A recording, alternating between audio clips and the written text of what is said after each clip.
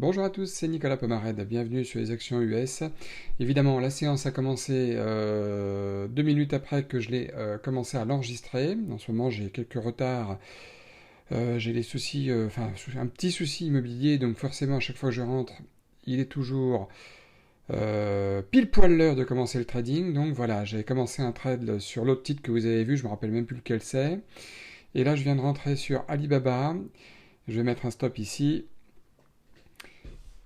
Voilà, j'étais rentré sur le titre EQT, j'étais en gain de 90 $ et là je suis en perte au moment où je vous parle. Vous m'avez pas vu rentrer sur le trade, l'enregistrement s'est fait un peu tard et ça se passe pas bien. Voilà, bon, ça s'est retourné tout de suite après. Pourtant c'est bien parti. Généralement, quand ça se passe comme ça, c'est plutôt pas mal, mais bon, grosse journée aujourd'hui. Vous allez voir pourquoi. Bon, déjà, grosse perte, perte déjà pour commencer, hein, comme d'habitude, on commence toujours par une petite perte, c'est sympa, ça nous met dans le bain. Très souvent, on commence par une perte, aussi souvent qu'on commence par un gain, de toute façon. Et Alibaba se passe bien, la preuve c'est que je vais renforcer de 50 actions, j'en ai 100 actuellement, donc je vais racheter 50 actions, voilà, c'est fait. Avant qu'Alibaba ne perce éventuellement d'un coup et que je ne puisse plus renforcer, que ce soit trop tard, je renforce maintenant. Ma position, dans l'idéal, j'aime bien attendre un pullback avant de renforcer, voire même avant d'acheter, mais des fois le problème c'est que si on attend un pullback, il ne se produit jamais et le titre part sans nous. Donc c'est le plus dur en trading, c'est toujours le timing, de toute façon. Et là, vous le voyez, voilà, Alibaba, j'ai renforcé tout de suite, ça s'est retourné. Il y a encore une minute ou deux, j'étais à moins 200, 224, et là, je tiens le coup. Si ça se retourne, évidemment, après que ça passe en dessous les 226, je vendrai.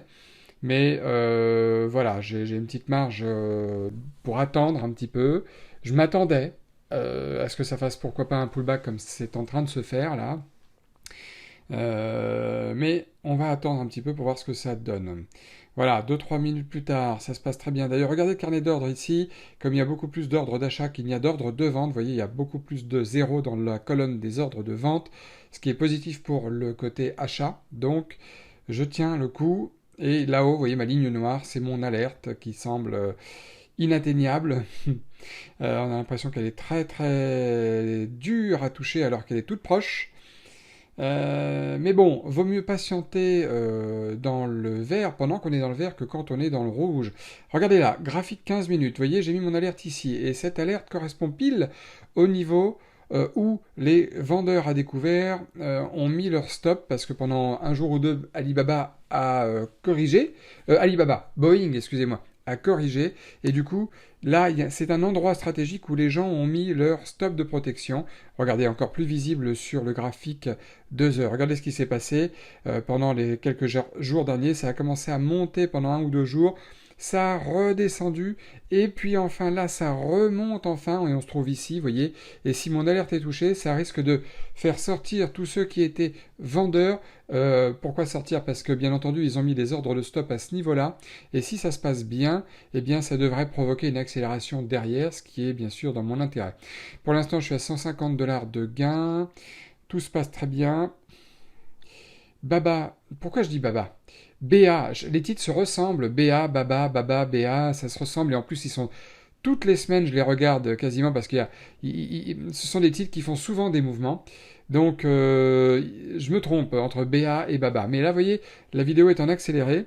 Et en fait, ce qui se passe, c'est que là, BA se retourne. Et à ce moment-là, c'est vrai que c'est pas facile quand on est sur le trade parce qu'on a envie de sortir. On se dit, oh là là, c'est pas possible ça. On était pas loin de se faire exécuter, de toucher l'objectif. Ou en tout cas, une prise de bénéfice. Et ça ne le fait pas. Donc, aujourd'hui, il faut se dire, non, tant pis si ça le fait pas. Je préfère tenir mon trade. Je préfère perdre plutôt que de passer à côté d'un profit. Parce qu'on n'a pas de boule de cristal. Aussi simplement que ça.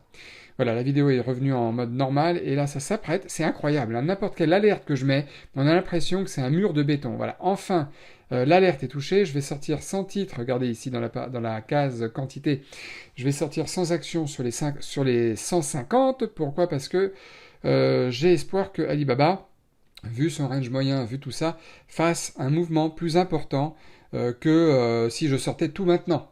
Donc je préfère prendre une prise de bénéfice partielle. Voilà, ici, ça y est, c'est fait.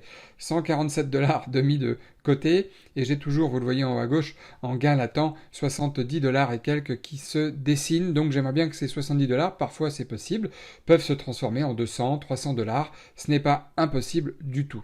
Mais en même temps, je joue la prudence en prenant une prise de bénéfice partielle. Voilà, pour évidemment toujours dans une optique de protéger, de sécuriser, de gérer le risque. C'est ça le trading, c'est de gérer le risque. Et là, on se retrouve 1 heure après, même un peu plus, et j'ai laissé aller BA plus loin. Il a monté plus loin, il a même touché les 230 $ au niveau graphique, mais finalement, ça n'a pas confirmé. Et bon, c'est pas grave, je perds que dalle, puisque j'ai remonté mon stop au niveau de mon point d'entrée, mais c'était un pari, ça n'a pas fonctionné, et là, vous voyez le résultat aujourd'hui. Une perte 147, un gain 147, puis après une petite perte, là mon stop, à peine 5 $ de gain, de perte, pardon, à peine 5 $ de perte. Donc c'est pour ça que j'ai baptisé cette séance de trading grosse journée, puisque vous le voyez là, moins 4 $ sur aujourd'hui, toujours sur le même compte réel pour la séance d'aujourd'hui.